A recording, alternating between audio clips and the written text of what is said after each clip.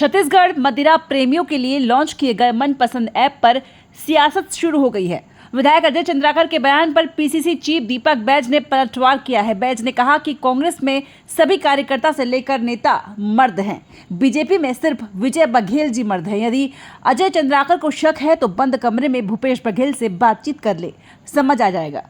वहीं नई उद्योग नीति को लेकर पीसीसी चीफ दीपक बैज ने सरकार पर तंज कसा।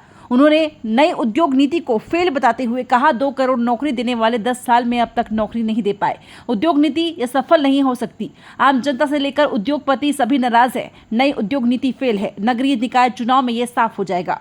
हमेशा से आदिवासियों की विरोधी रही है भाजपा। जनजातीय गौरव दिवस में मंत्री रामविचार नेताम के बयान पर पीसीसी चीफ दीपक बैज ने तंज कसते हुए कहा कि मोदी बीजेपी के भगवान हो सकते हैं, लेकिन आदिवासियों और देश की जनता के नहीं। जनजातीय गौरव दिवस को लेकर बैज ने कहा, भाजपा हमेशा से आदिवासियों की विरोधी रही है। आदिवासियों को जेल भेजना, फर्जी एनकाउंटर करना। 15 साल की सरकार में आदिवासियों पर बीजेपी ने अत्याचार किया। हमारी सरकार ने उन्हें छुड़ाने, जल जंगल जमीन दिलाने का काम किया। इसलिए बीजेपी ढोंग करना बंद करे।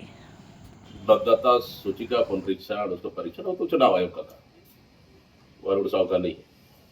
रही बात मतदाताओं को जागरूकता करने के लिए, हमें तो दक्षिण चुनाव में हालत तो देख ली। भारतीय जनता पार्टी इससे डरी हुई है, इसलिए कदम उठा रही। कोई दिक्कत नहीं, हम तो शहर चुनाव के लिए भी तैयार है। और आखिर सरकार ने 10 महीने में शहरी क्षेत्र या ग्रामीण क्षेत्रों के लिए क्या है? एक पत्थर तक, एक 10 लाख का पत्थर तक का उन्होंने भूमि पूजन नहीं कर पाया। तो इसलिए भारतीय जनता पार्टी के खिलाफ पूरे प्रदेश में माहौल है। उसी का नतीजा है कि शहरी चुनाव में डरी हुई है और सिर्फ समय अवधि बढ़ाने को टालने का प्रयास ये सरकार कर रही है। लेकिन जब तक भी टाल ले, पूरे फायदा इस समय पूरे शहरी क्षेत्रों में या ग्रामीण क्षेत्रों पंचायत चुनाव में भी कांग्रेस को फायदा होगा और कांग्रेस ज्यादा जीत के आएगी। सच्चाई तो है। अब वो तो हमेशा बोलते थे हमने बनाया हम ही संवारेंगे, तो ठीक तो टैगलाइन है, हमने बनाया हम ही पिलाएंगे। अच्छा टैगलाइन है। तो भारतीय जनता पार्टी मतलब बाकी सेक्टर में काम न कर, सिर्फ दारू सेक्टर में फोकस कर, यहाँ के युवाओं को नशेड़ी गजेड़ी और एक दरुआ बनाने का काम कर रही है और युवाओं को भविष्य खिलवाड़ कर रही है। मैं समझता हूँ बिल्कुल भी ठीक नहीं है।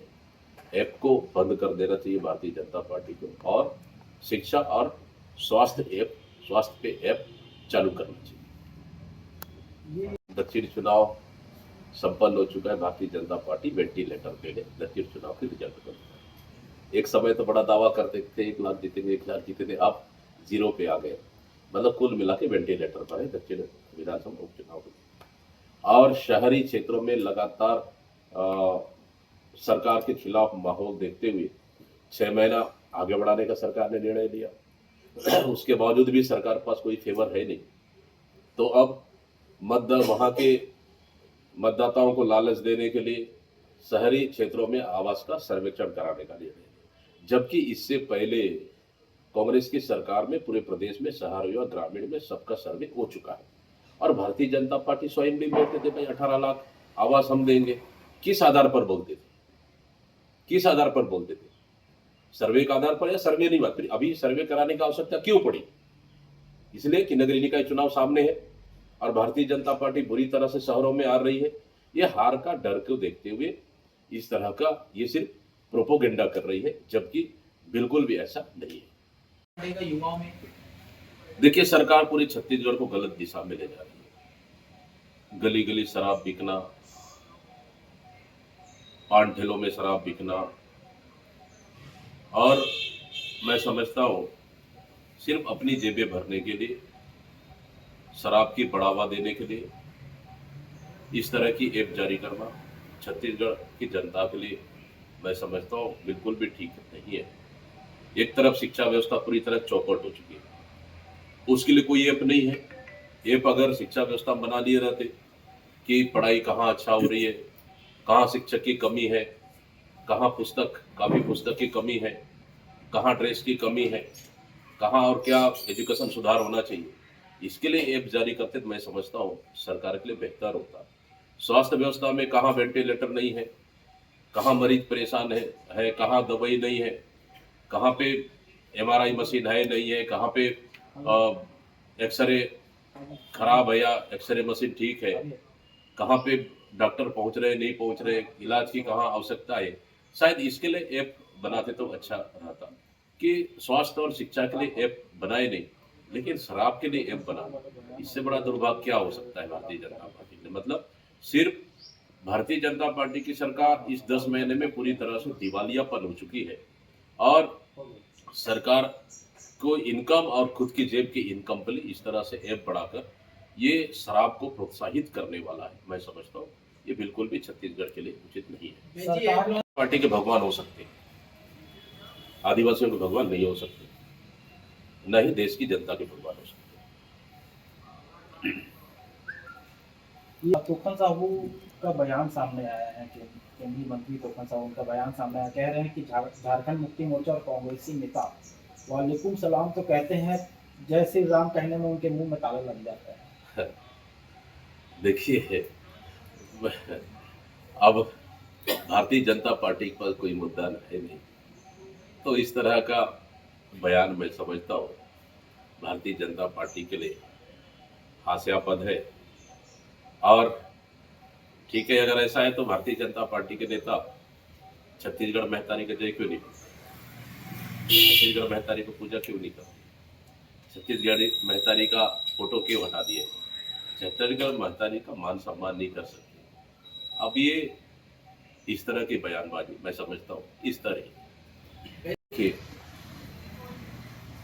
भारतीय जनता पार्टी को समझ में नहीं आ रहा है कि ऐप जारी करने के बाद आखिर वो क्या करना चाह रहे हैं। दूसरी बात, देखिए कांग्रेस पार्टी में तो सभी एक कार्यकर्ता से लेकर तमाम बड़े नेता तक मर्द है, लेकिन भारतीय जनता पार्टी में ना सिर्फ अकेला विजय बघेल ही मर्द है, उसके अलावा कोई भी वह मर्द नहीं है। ये अजय चंद्राकर जी को अच्छे से पता है। अगर उनकी मर्दानगी भी शक है तो जाके भूपेश बघेल जी के पास बंद कमरे में बैठ जाए, दोनों आपस में बात कर ले, तब पता चलेगा अजय चंद्राकर जी को।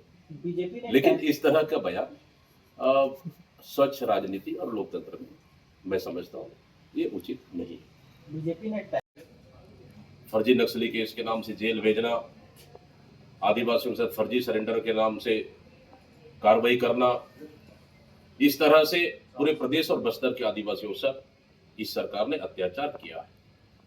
और हमारी सरकार आने के बाद उन जेल में भेजे आदिवासियों को हमारी सरकार ने उनको छुड़ाने का काम किया, और आदिवासियों का जल जंगल का जल अधिकार हमारी सरकार ने देने का काम किया। ये सिर्फ फर्जी आदिवासी के नाम से इस तरह के ढोल पीटना मैं समझता हूं भारतीय जनता पार्टी को शोभा नहीं देता है, क्योंकि आदिवासी दिवस के दिन आदिवासी मुख्यमंत्री आदिवासी दिवस का बहिष्कार करना, क्या यही है भारतीय जनता पार्टी की परंपरा?